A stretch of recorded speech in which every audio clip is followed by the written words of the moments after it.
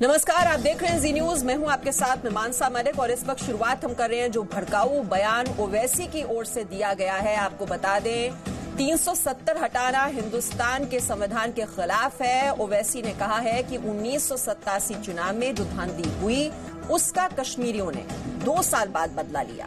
राज्य के लोगों से पूछे बिना मोदी सरकार ने कैसे ये फैसला ले लिया, उन्होंने ये सवाल पूछा है।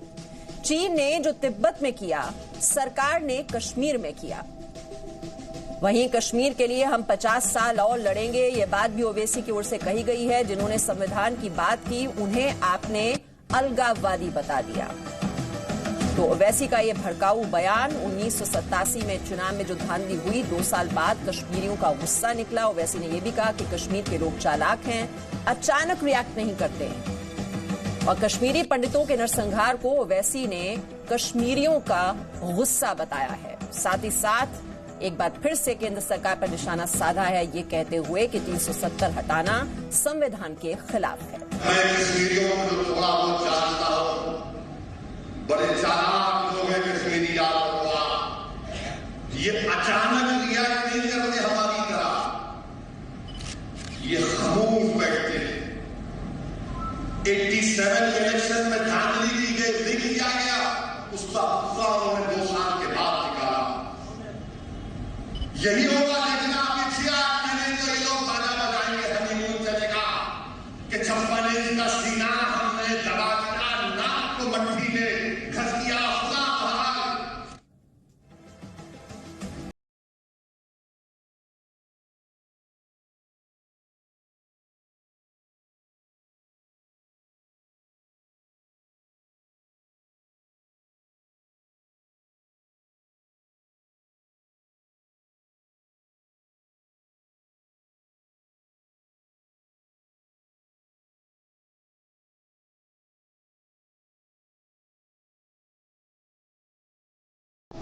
तो ओवैसी ने कहा है कि कश्मीर के लोग चालाक हैं, अचानक से रिएक्ट नहीं करते हैं। कश्मीरी पंडितों के नरसंहार को ओवैसी ने कश्मीरियों का गुस्सा बताया है। 370 हटाना हिंदुस्तान के संविधान के खिलाफ है, ये बोलते हुए उन्होंने केंद्र सरकार पर हमला बोला। और उनका यह भी कहना है कि कश्मीरियों से प्यार नहीं है, दरअसल सरकार को सिर्फ जमीन के टुकड़े से प्यार है। तो ओवैसी ने लगातार एक के बाद इस तरह के ये बयान जारी किए हैं और केंद्र सरकार पर निशाना साधा है। और ये धमकी भरे अंदाज में ये बात भी कह दी गई कि अगर 1989 में जो हालात हुए थे, 1987 में जब वहां पर चुनाव कराए गए उसके बाद कश्मीरियों का गुस्सा निकला था, वैसे ही हालात एक बार फिर से कश्मीर में देखने को मिलेंगे।